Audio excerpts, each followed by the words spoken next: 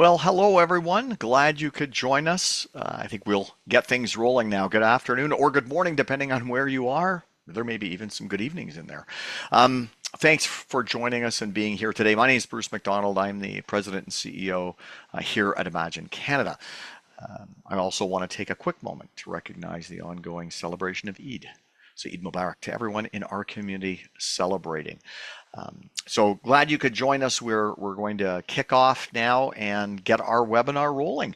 So welcome from Imagine Canada. And if you're not familiar with us, we're a national registered charity, and what we seek to do is improve the operating environment in which social good takes place.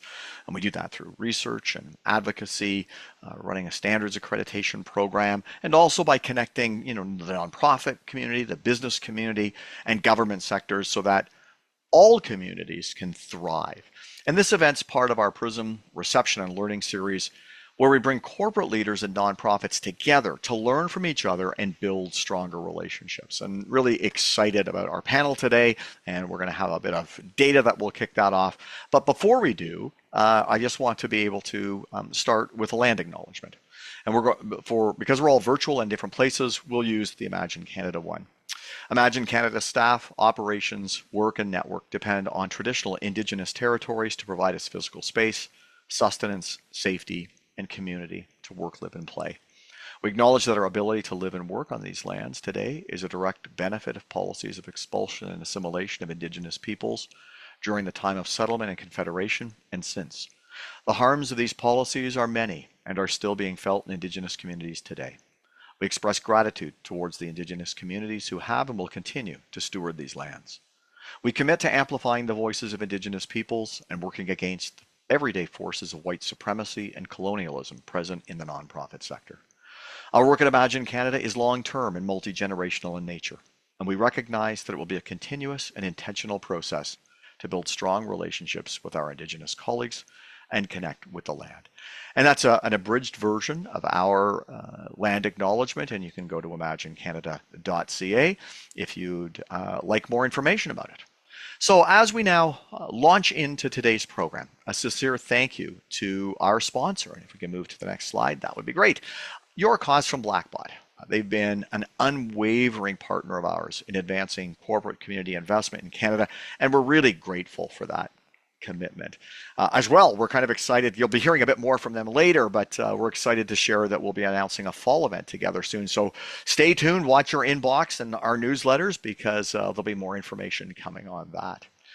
And off to the next slide. For those nonprofits who are with us today, this is the one and only overt sales pitch as part of this. We'd love to have you join our Imagine Canada member network. We want to make sure you know about it first and foremost. And so our membership program is a way to learn, connect, and advocate.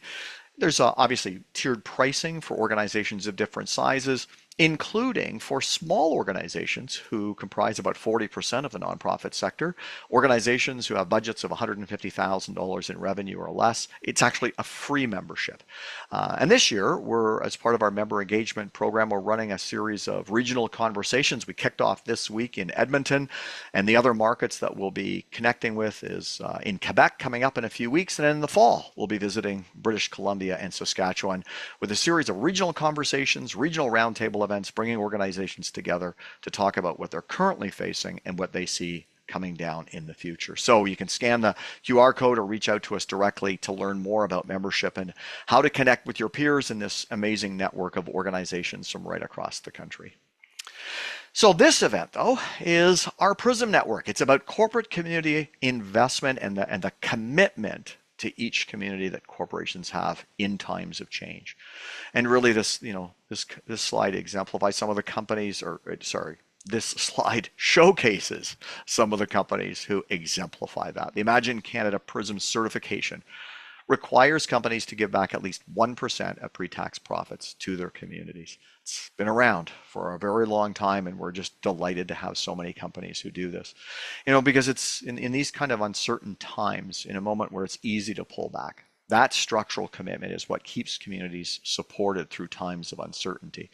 And we're really proud that the collective of PRISM companies has contributed over $1 billion annually. That's really an extraordinary level of leadership and something to celebrate. And kind of speaking of celebration, we want to share something very exciting that's launching, right? Sort of almost as we speak in a way. And so if we can head to the next slide, yeah, we're heading to a new initiative. And this week we're launching a national campaign that celebrates the organizations and companies that really set the standard for leadership in social impact in Canada. This campaign is called Stronger Impact, and you can see the visuals here move that stronger leadership actually moves to stronger impact. And it's about making these trust marks, the Imagine Canada trust marks, visible and meaningful to Canadians from coast to coast. For the PRISM certified companies who are in this virtual room today, this trust mark represents your commitment to community and your long-standing leadership. And for those on the other side of the partnership, the accredited organizations, the nonprofits and charities who meet Imagine Canada standards and achieve accreditation. It really tells corporate donors and other donors and really the community at large that your organization, that charity or nonprofit, has a strong foundation, strong governance, and strong accountability, which are conditions for genuine trust-based partnerships. So if you're corporately certified or nonprofit accredited, just put a note in the chat so we can give kind of some virtual high fives to those who are with us here today. And you can watch for this campaign in the Globe and Mail and Les Affaires in Quebec next week. There'll be both print and editorial pieces alongside digital advertising that will really help build the profile of these symbols of excellence nationally. So as we now sort of pivot over to the sort of the main content for today's webinar, I'm going to share with you a few of the signals that we're paying attention to at Imagine Canada before handing it over to the panel. This won't be a deep dive, but it's going to set the context for the conversation ahead. So we'll kick off with our first slide. And as I often say, you don't have to be a business school graduate to understand this line's going in the wrong direction. This represents the donation rate in Canada, the percentage of Canadians who use the charitable donation tax credit and claim it on their income tax every year. As you can see, over the last 30 years, the participation of Canadians using that tax instrument has been dropping. Now it's down to 16.8%, which is the lowest number that's been recorded in quite some time. And while we understand and know that the dollar value of donations continues to rise, we are losing individual donors faster than we're gaining them. And we also know that many of these folks are older and more affluent. So there's a huge concentration in where giving is coming from. So it really begs the question of where the future of philanthropy will be coming from. And it's interesting how, while we're seeing this on the expression of generosity as giving, if we go to the next slide, we're also seeing that there is a similar trend in volunteering. The percentage of Canadians who volunteer has dropped from 44% in 2013 to just 32% in 2023. And total volunteer hours fell from 2 billion to 1.2 billion in the same period, a drop of nearly 40%. You know, and it's interesting, we do hear from folks who say these times economically are impacting that. Yes, there was older adults who didn't come back as volunteers after the pandemic, but for many families, having to work 2 or 3 jobs means that that time that they had available to them in the past isn't available for volunteer purposes. So the infrastructure of community participation is weakening, and nonprofits are truly feeling that in their desire to serve their communities and provide those programs to people who need them. But there is a nice counterpoint to this. Corporate giving in Canada is holding strong. In 2023, corporations reported 4.18 billion in charitable donations, an 18% increase from 2018. In addition to that giving, corporate foundations, of which there's nearly 200 across Canada, collectively report more gifts than all community foundations combined. And that's about the same number of community foundations and corporate foundations. But it shows how invested companies are in the well-being of communities. And it's interesting too, where structure and investment have a key component during challenging times. You know, having these corporate foundations is really important because this infrastructure is one of the key ways that corporate giving in Canada can have stability during times of change. When company budgets fluctuate, foundations provide a dedicated, protected pool of community investment dollars that don't disappear when the quarterly numbers shift. And last month, the chief executives for Corporate Purpose released a fantastic report, and it was a global study that spoke to how impactful corporations are. It found that the majority of foundation leaders say their foundation sustains community investment even during financially volatile periods. And that's, so incredibly important for us. And as well, Imagine Canada itself, I think we're one slide ahead here. Iman, if we can back up one, please. Yeah, and even Imagine Canada itself has been investing in data, and we've found that corporate Canada has had a catalyzing effect when it comes to giving. Corporate programs don't just move company dollars, they move employee dollars too. And this study that we did a couple of years ago found that employees at companies with payroll giving, a workplace campaign, and gift matching were 67% more likely to donate to charity. And the multiplier effect of corporate community investments presents a huge opportunity for the social impact sector as we think about where the next generation of donors will come from. And then we can move on to the next one. And here's another dimension that we want to talk about. With resources under pressure on all sides, the question becomes, how do we do more with less? We hear that from our sector all the time. And as you can see from Candace Lang, the CEO of the Canadian Chamber of Commerce, part of that answer is in truly working together. Not companies writing checks, which is always good to nonprofits, but genuine partnerships where both sides bring everything they have to solving a problem. Companies bringing dollars, expertise, networks, and platforms, and nonprofits bringing community relationships, lived experience, and on-the-ground knowledge. We've heard from so many nonprofit leaders how much they value the relationship that includes a financial commitment, but it's broader than that. So we'll move on to talking about kind of where things stand today around corporate giving and volunteering. And if we could head to the next slide, one of the great things is we are actually seeing employee generosities on the rise. So we'll talk about something very encouraging from a few studies highlighting the rise of employee engagement. Workplace volunteering is up roughly 11% in 2025. Employees who participate in giving and volunteer programs are 52% less likely to leave. You think about the importance of staff retention. This is a key contributor to that. Matching programs are holding strong, with employee giving budgets rising more than any other community investment category. And in the way organizations give is changing as well. We're seeing a shift in how leading companies give, with growing recognition that the quality of the partnership matters as much as the amount. The PRISM Practices white paper, which was developed in collaboration with our corporate network, helps companies strengthen their work across strategy, partnership, impact investment, and truth and reconciliation in a way that leverages the principles of trust-based philanthropy, a growing movement in grant making. Companies that piloted it told us it would genuinely push them to review their own processes and gave them a real benchmark on how to approach partnerships with nonprofit organizations. And I know for many nonprofits, having a relationship with a corporation where intentional, appropriate impact is what's being measured rather than so much the details of how the programs are operating, it's so genuinely appreciated. And if we can head on to the next slide, we'll take a look at some global numbers and what dollars are actually flowing. And to put corporate giving in global context, the median company globally invests about 0.78% of their pre-tax profit in community, with the top quartile companies reaching 1.6%. The global median community investment team, the number of people, is about 10 full-time equivalents. And so these are benchmarks. And next up, we're going to show you how Canadian PRISM companies compare. And what we see is that Canadian PRISM companies truly do punch above their weight.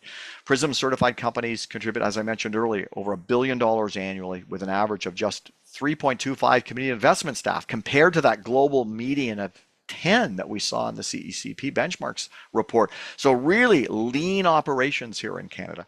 While 1% is the threshold to qualify for Imagine Canada certification, most companies go much higher, and the median giving ratio across our network is 2.27%, and the whole group of insurance companies reaching a median of 4.31%.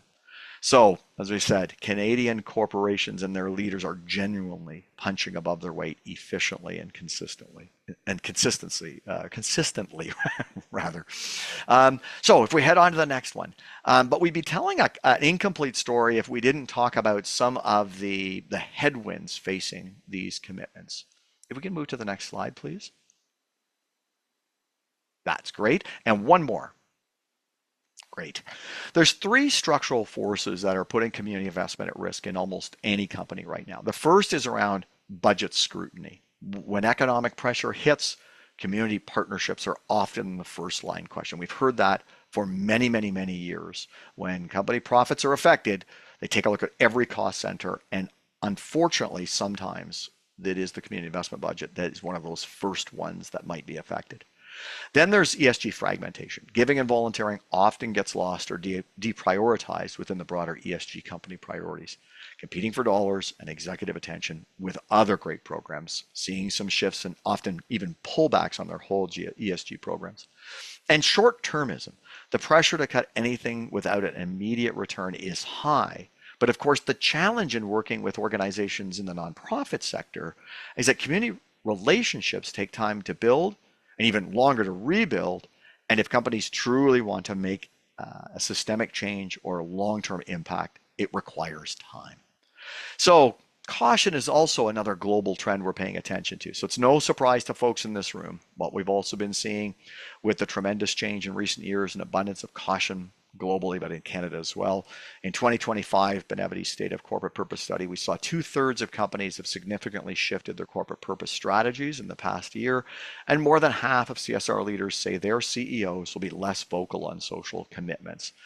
And as well in Canada, Bill C-59, which had restrictions on claims related to sustainability, has created what some in our network have told us is a social blushing, companies pulling back from public social commitments out of regulatory caution, whether or not those commitments are related to sustainability or not. So that's kind of the setting the scene for today's discussion.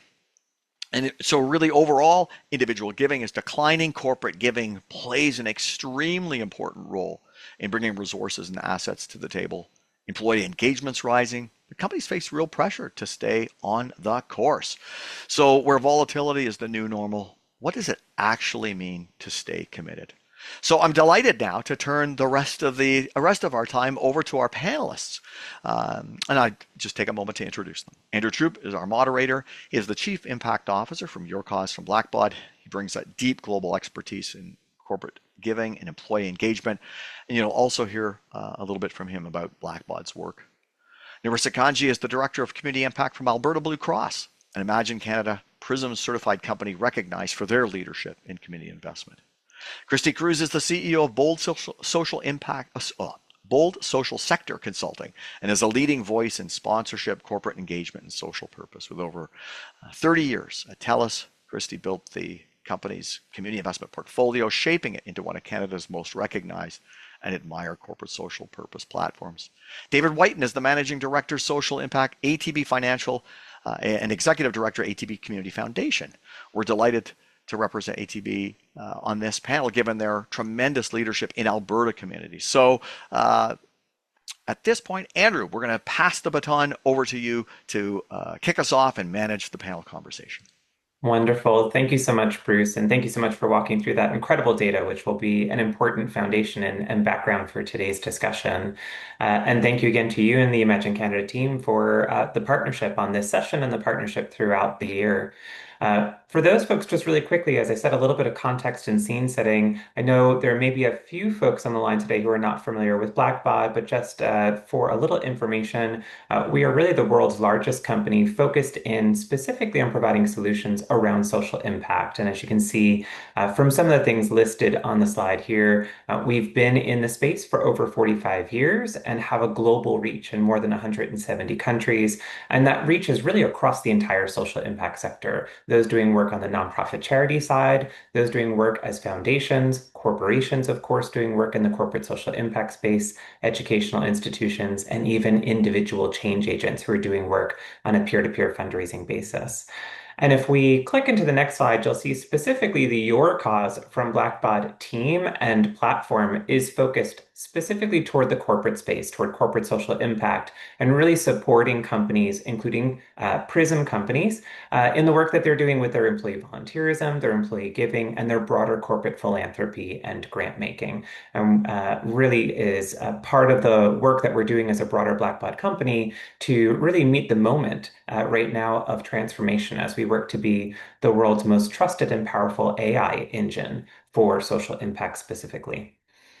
I did also want to call out on the next slide that one of the things that we're excited to do is, in addition to solutions, we do lots of different research throughout the year with partners and also additional research that we provide. One is our annual industry review, specifically looking at trends in employee volunteering, giving, and grant making.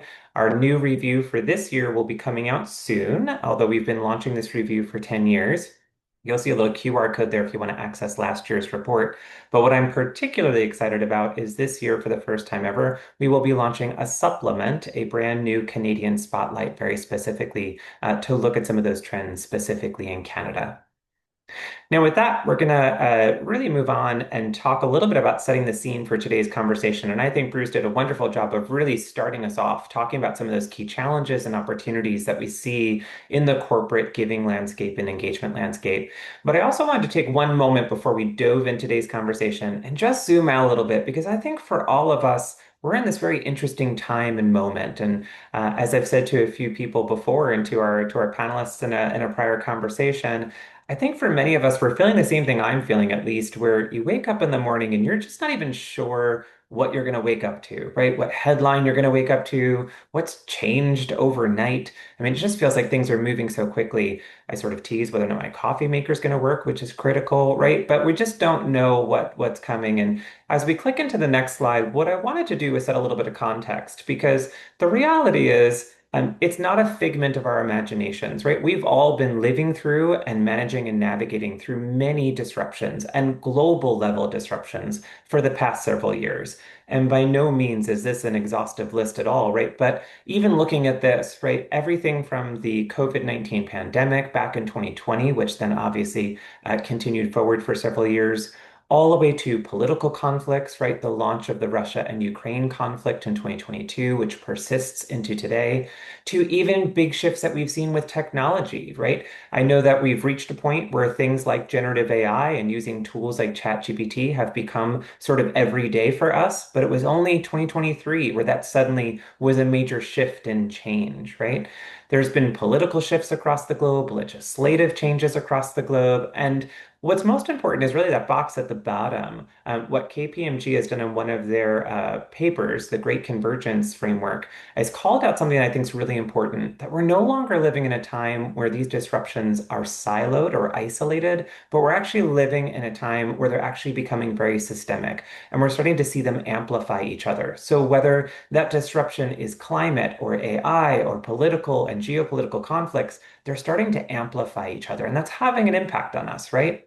And as we click on to the next and really last slide ahead of this conversation, that's impacting many of us and influencing us on a very individual level. And I think it's important to take a moment and acknowledge that, because when we're talking about our corporate programs, especially when we're thinking about employee volunteerism, employee giving, how we get employees really deeply invested in community investment programs and development programs, we have to recognize that at the same time, they are managing through a lot of challenging influences, right? We're seeing record levels of employee disengagement across the globe, stress, burnout, financial stress from inflation and cost of living crises across the globe.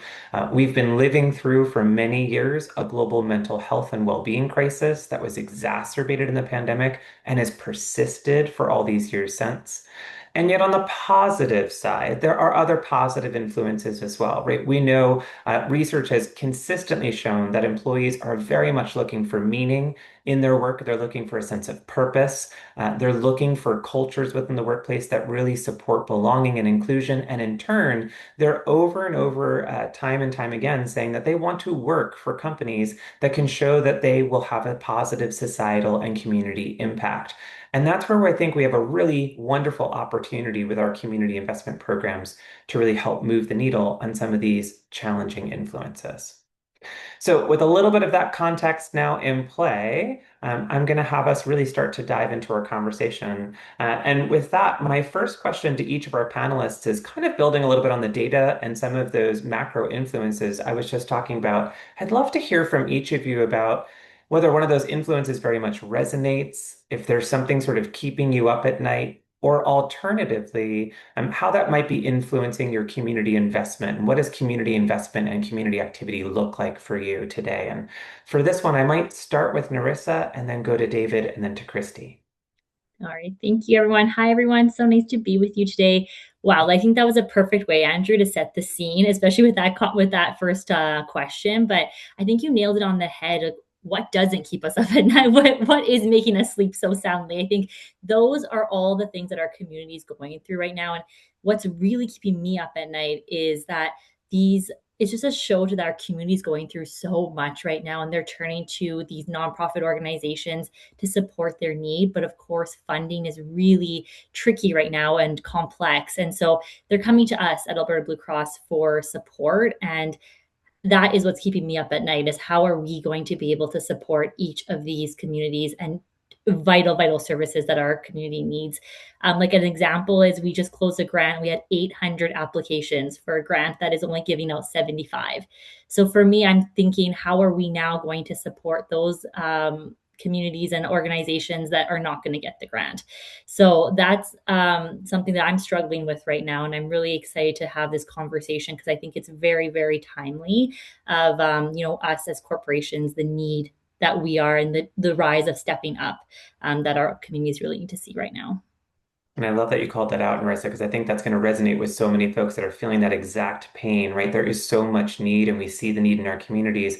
But as funders, we oftentimes only have a certain amount of resource. And so, how do we partner on making that impact, but recognizing there is still a deep need? How about for you, David?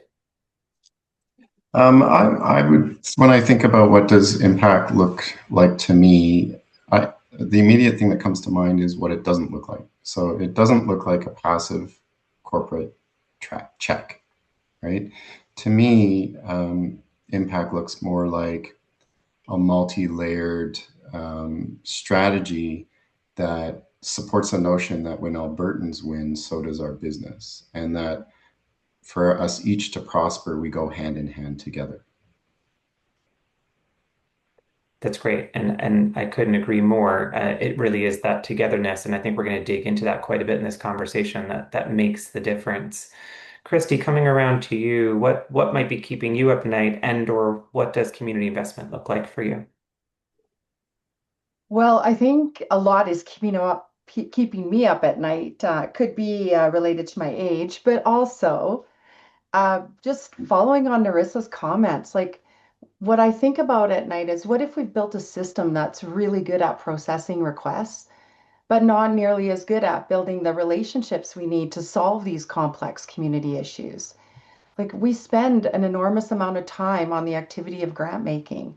And technology has been instrumental in making that process more efficient, enabling smaller corporate teams to handle the increasing volume. But I think there's a more interesting question to be asked, which is greater efficiency in the current system actually going to help us solve the complex, messy, and interconnected social issues that we're all passionately trying to solve? Or is this more of a design problem where the framework that worked in the 90s no longer works? And could we be unintentionally limiting the very things we need more of? Relationship building, collaboration, shared problem solving. Could we redesign the role of technology to support these solutions rather than to administrate declines? Conservatively, the current system, I believe, costs the sector about $1.2 billion annually. And that's not including the cost of my colleagues that are on the call today. So there's a lot of money being focused on what we already know just isn't working, and that keeps me up at night. Yeah, and I think those are really important points and something we'll want to sort of continue to dig into in today's conversation, right? Because to your point, we have, as a sector, spent a lot of time thinking about efficiency and what we're doing through automation and efficiency, but there is an opportunity for us to also be thinking about where do we use this moment, especially this moment of innovation, to really look at opportunities to potentially change the way we're working, to use tools to amplify the work that we're doing, but making sure that it puts us back where we're focused on the human-centered strategy at the core. So I really love that you've called that out. I think to that point, let's talk a little bit about some of that tension that Bruce brought up in the data, because there is a natural tension in some of that data that we saw today, right? There are challenges and there's opportunities. We saw really at the front end of the presentation a huge decline over many years in just overall donation rates, right, across Canada, even a decline in more recent years in volunteerism, yet some bright spots when we look specifically at corporate social impact or corporate social responsibility programs, where there has been a rise in employee volunteering. There has been what I often say is a very good sign, a reality that employee giving has remained stable the past couple of years, which, given all those macro influences I talked about a moment ago, right? The cost of living challenges, inflation, stress, burnout, the fact that employees are still showing up, they're volunteering, they're still giving, that's sort of important, right? So what resonated, and Narissa, maybe I'll come back to you, but what resonated in that data for you versus maybe what surprised you as you looked at those challenges and opportunities? Yeah, the data was from the corporate side. It was really nice to see that corporations are still putting an emphasis on employee giving and volunteering. And that made me feel really good, because that's something that we're trying to do as well, is really understanding that our community is going through all those things, but that means our team members are going through that as well. And so something that we've really had to strive on is to meet our employees where they're at. Their support for community has never wavered. Actually, they're more interested, they're more wanting to support, but the way that they support looks a little different now. They have a lot of other things going on that maybe they don't have the time or the capacity to give as much or to volunteer as much. And so for us as organizations, we want to take that burden away from them and provide opportunities during their workday. Because as a company, we are very community minded and we want to instill that belief and purpose into our everyday. So we give everyone 4 hours each year during their work time to volunteer. We do team events at volunteering. We do employee giving campaigns where they can donate to any charity of their choice and we match it. And then they can then profile charities that maybe team members haven't had exposure to or can be able to work with them as well. So it's been a really great way to engage, and our employee donations and volunteering has risen, which is so wonderful to see. I think that what's really resonated with me is, from a corporation, how much we can support our communities through this. And we want to continue to do this. And it's all about partnership. So us working with our partners and nonprofits to understand what their need is, and then we can support that with our team members as well.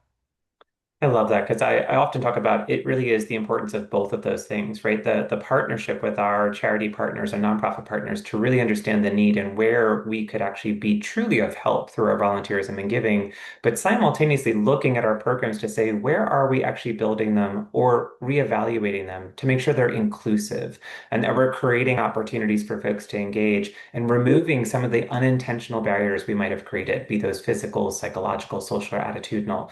And what I love about what you called out in your example was creating space for these opportunities, right? It's not just about creating a wide range of opportunities, but creating opportunities for folks to do it during the workday, to potentially do it in a space and time, versus they might not have the space and time outside of their work hours for a whole host of reasons. I appreciate you calling it out.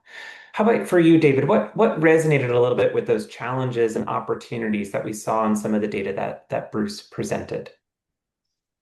Yeah, I do want to make one quick comment on the volunteerism, though, because every time I see this presentation, I think of something else. And the one thing I think there's, in a workplace, we try to organize volunteering, we try to incentivize volunteering. Most of our employees, I think, our team members are volunteering outside of that, and so that's terrific. But the one thing I wonder about is the age of people, and like, if the long-term goal is impact, and how we get there might be shifting, and the days of volunteering for a lot of people the opportunity isn't there, the time isn't there. But I don't know that we're looking at, well, what's offsetting that? Like the choices that we make as consumers, right? Who we purchase from or who we work for, all of that. And so I think it's quite complex. It's not as easy as saying volunteering is fading off. But just quickly then, so the one thing that struck me too in the presentation is the idea of short-termism. And I can tell you, in the corporate world, sometimes it goes a little bit against the grain of how people think, right? Because they're thinking about quarterly results, they're thinking about annual performance, and those are kind of a different way of thinking about long-term sustainable impact, right? And so how we navigate that as for my team is to think about we use like the logic model, and we help people to understand the value of outcomes, and that you need a lot of outcomes in the short term to contribute to impact in the long term. And so that's something that we navigate all the time. There's so many great things that you called out there, David, that I really appreciate. The first, just going back to your volunteerism comments, I think there's a really good conversation happening across the space right now about what even is the definition of volunteerism. And to your point, are we too structured or too set in our mindset about what that means? And can smaller actions, can things that we've not traditionally considered volunteerism, but still are having a positive community impact, maybe in smaller increments that fit within people's flexibility and schedules, still count as volunteerism? What does that look like, right? And then what I really appreciate is you then calling out really the tension I think many of us feel in a corporate environment, which is from a social impact perspective, we're working with our charity partners to think about that long-term picture. To your point, we want to be in this for many years to really move outputs to ultimately outcomes and then longer term impact. And yet, internally in a corporation, when we think about how corporations operate, we're often thinking in quarterly cycles and annual cycles, right? That's how we're thinking about budgets. It's how we're thinking about revenues. And so you're right, there's a little bit of a tension there, which I'm going to want to come back to and dig into in just a moment. Yeah, go ahead. I put my hand up. I was just going to say also, like short-termism, I think might also be plaguing the social sector a little bit, and that simply has to do with the immediate need, right? So the things that we're funding tend to be the same things where we're funding year after year because the need is there, but what we're not getting to are core issues. And so that from a corporate standpoint, it's a bit frustrating too, right? Why is it so short term? So throw that out there. And that's when I'll say that I feel like we could have a whole separate webinar and engagement conversation on, right? Because I think there is a whole conversation to be had there about what are we doing that's impacting short-term needs, which are real needs, versus longer-term systemic change. That's a good call out. Christi, I want to come to you for a moment just to see if there's anything else from Bruce's data, from those challenges, from those opportunities that really resonated or surprised you as well. Yes, thank you. You know what? There's three specific things. The most exciting thing is that corporate community investment's not disappearing. And in some areas, it's growing. But I think the less traveled question is really important, and that's whether the model has kept pace with the environment. Specifically, three ideas from Bruce's remarks. One, holistic impact. So corporate giving can be up, but nonprofit sustainability is still down. And those two things can be true at the same time. So although the dollars may be growing, if they're harder to access, if they're more restricted, if they're more performative or more administratively expensive to pursue, then the system is still not healthy. On lean corporate teams, I think it's interesting that Canadian companies may be punching above their weight, and I have real respect for that. I've lived that, so I understand that. But I also think we need to ask, what weight is that carrying? If small community investment teams are managing large, unwieldy portfolios and huge community expectations, the system naturally moves towards portals and templates, processes, and efficiency. And that may be understandable on the corporate side, but it can be incredibly inefficient for the charitable sector. And when efficiency becomes the organizing principle, I wonder what gets lost. So, do we lose time for relationship building, co creation, and deeper understanding? And the third piece is that around best practice.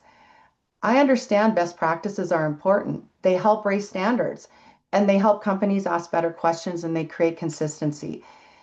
But are best practices inside an outdated model, do they still produce outdated results? And at some point, I think the question has to shift from how do we do this better to are we doing the right thing in the first place? From automation to innovation. And I think that's what I really appreciated about Bruce's deck.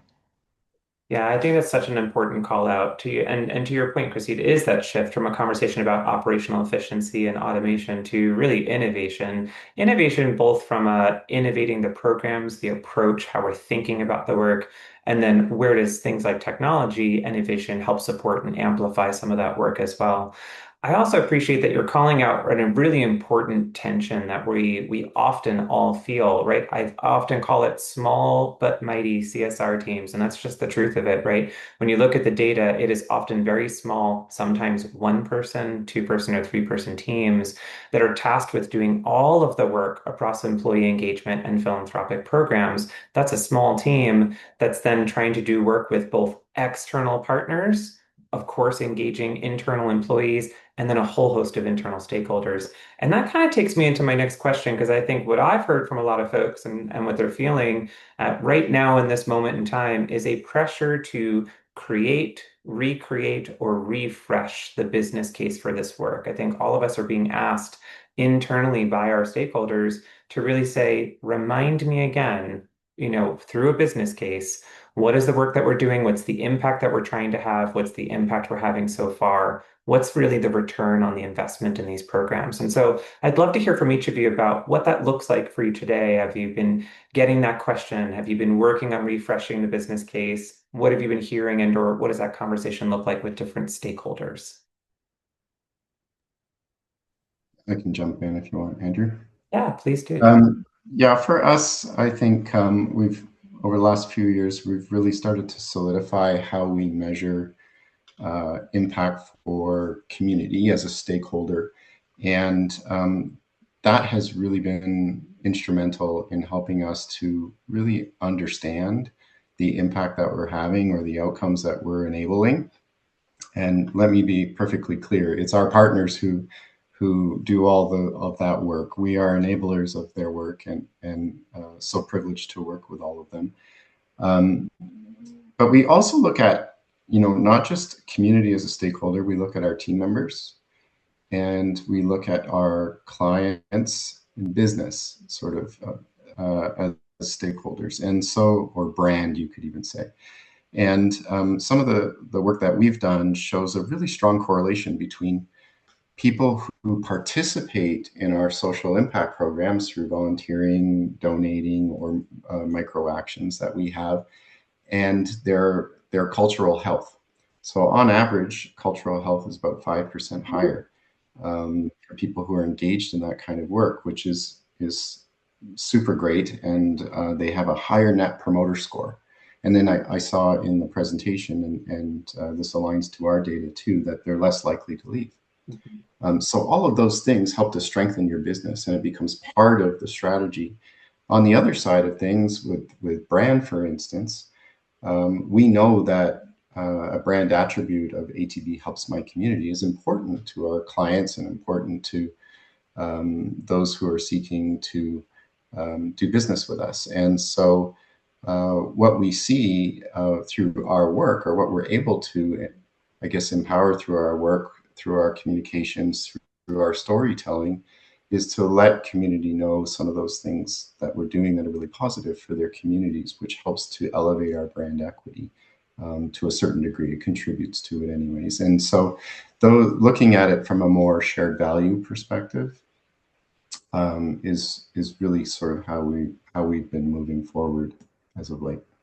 Which is great. I think that shared value perspective is so important. And many of the elements that you just discussed are exactly what I know many of us are looking at in our business cases, right? The reality is, in a very positive way, the data is starting to show that when we can get employees engaged in volunteerism, in giving, not only is it having a positive impact with our community partners and their programs, but to your point, it's having a positive impact on their engagement overall, their cultural engagement, their connection to the company, their retention, and their likelihood to continue working for the organization, which all has positive implications for the company. And let's be clear, right? Positive implications for the company is a good thing. There's a cyclical component here, right? If the company does better, then increases in revenue it often then is able to increase its corporate philanthropy budget, its engagement budget. So when we see that positive trend, what's good for business is also then good for community in turn, right?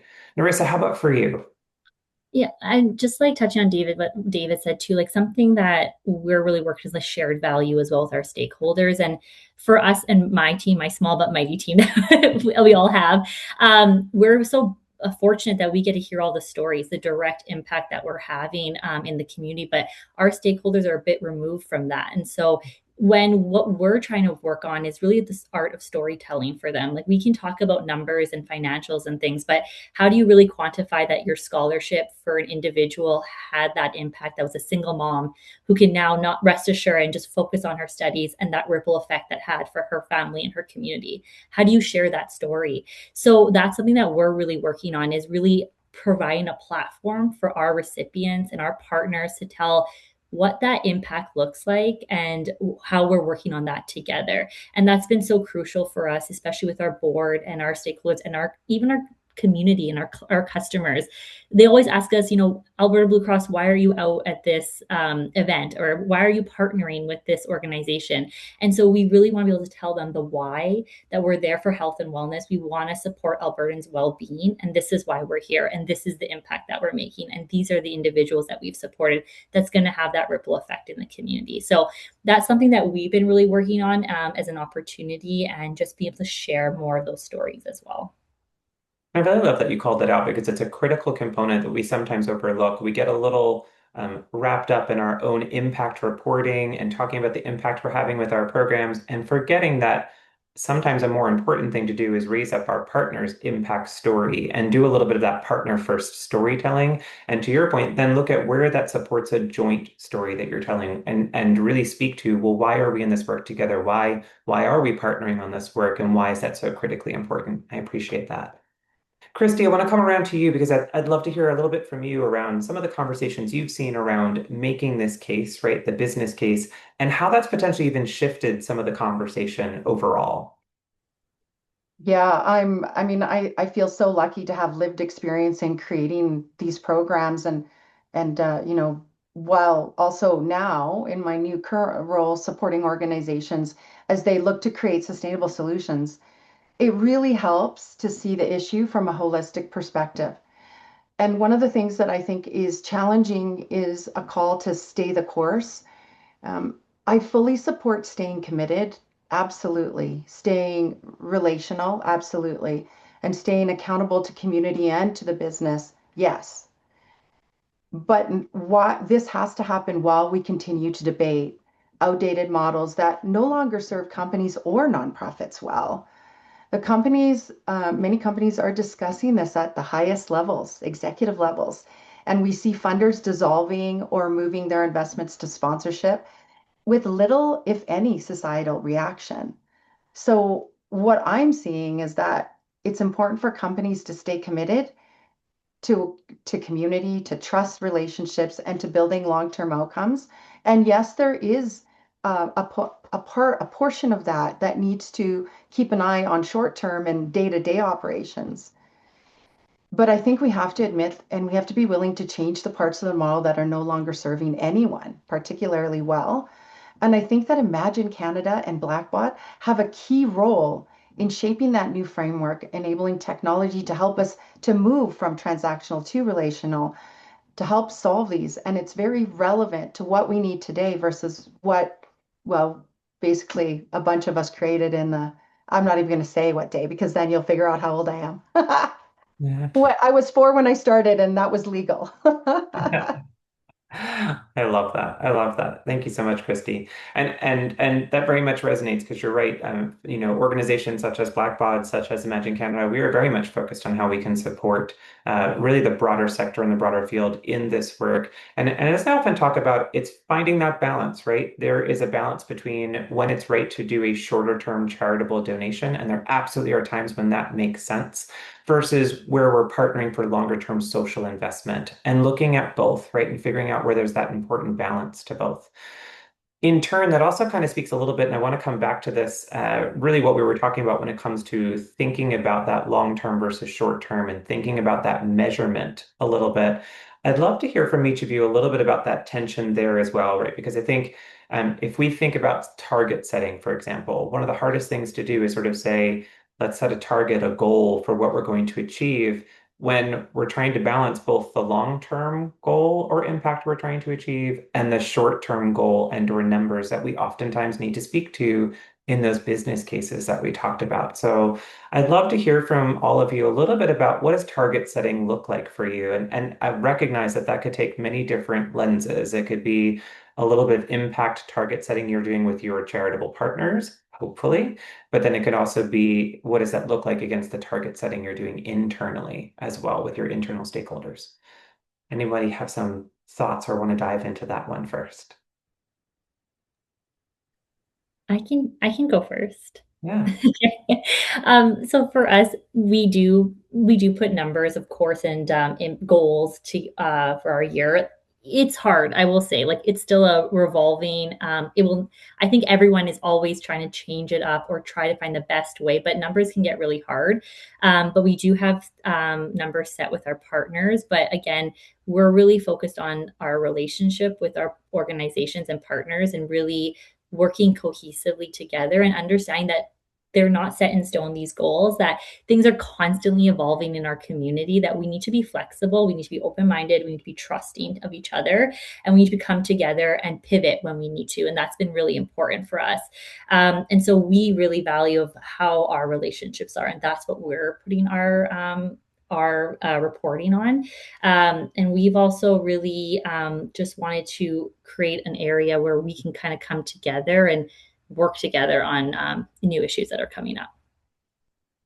I love that you called out both the collaborative work that's so important in goal setting, but also the flexibility, the ability to pivot, the ability to say together, we might have set a goal, but do we need to continue to be flexible in that and potentially make pivots as well? So important.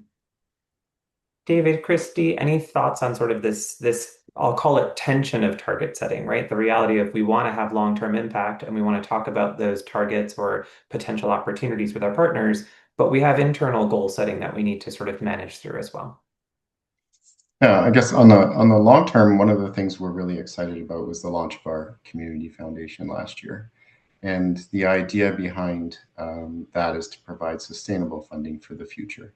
So in years where economies might be tough, the endowment fund that we're creating eventually could cover the gaps in there. Or when there's new innovative approaches, we've got the dollars to invest in that. Or if there's some sort of disaster or something that there would be extra dollars. So future focused, the foundation really was all about that, and it's a really, I think, strong sign of how the organization thinks about community, especially since we were created during the Depression and to create alternative source of funding for farmers. So it is in our DNA.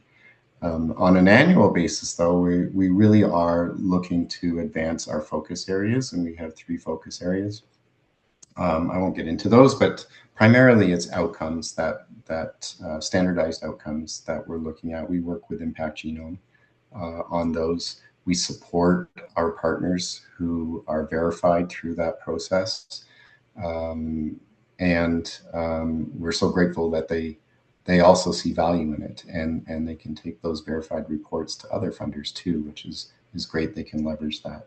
And then, on the output side, we have beneficiary groups that we're wanting to make sure that nobody's being left behind. We have Indigenous people goals that relate to our pair commitments. Geography, where we do business, that comes into play.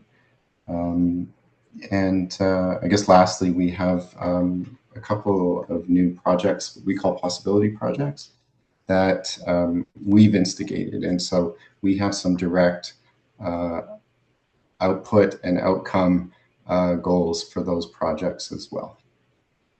That's great. I appreciate you really speaking to each of those, right? The outputs, the outcomes, and the longer term impact, and even the example of the work you've done with the foundation to think about sustainable longer term impact as the market shifts as well. I'm cognizant of our time coming up quickly as I see Bruce appear. So just before I give it away, I have one last quick question for the panel. I think they're prepared. I've asked them this question before, but as we wrap up and we think about the future, give me maybe just one word. This is a challenge for you all, I know this, but give me one word that gives you a little bit of hope as you think about our future and you think about our sector and corporate social impact. Anybody can jump in with their one word. Narissa, how about you first? I'll go first. Mine's a hyphenated word, multi-generational. Multi-generational, okay. I'm changing my word. Sustainable is my new one for today. I love it. And my word is same as it was on Tuesday, which is let's go. Like, let's go, everyone. Now's the time. Let's go. I love it. So through a multi-generational workforce, let's build sustainable impact. And at this point, let's just go, right? I love it. Thank you, Christi. Well, thank you all so much for this wonderful conversation. I appreciate each of you sharing your insights, your experience, what you've been doing with your programs. And with that, Bruce, I'll turn it back over to you as I know we want to wrap up and close. And I don't know if there was any additional questions that came in. Yeah, no, we didn't have any additional questions that came in, so thank you for taking a bit more space and being able to just put a bit more depth behind each of the responses. I can tell you, it's hard sitting on the sidelines. I was chomping at the bit to get into the conversation, but thank you to all of our panels for your honesty, your depth, and the practical wisdom that you brought to this virtual space here today. Narissa, Christi, and David, thank you for sharing so openly. It's great to have such experience and different perspectives. And to Andrew and YourCause from Blackbaud, the whole team, thanks for moderating with your skill and this generous sponsorship for both this virtual event and one that we convened a couple of nights ago in Edmonton, and we're really excited about the next event together.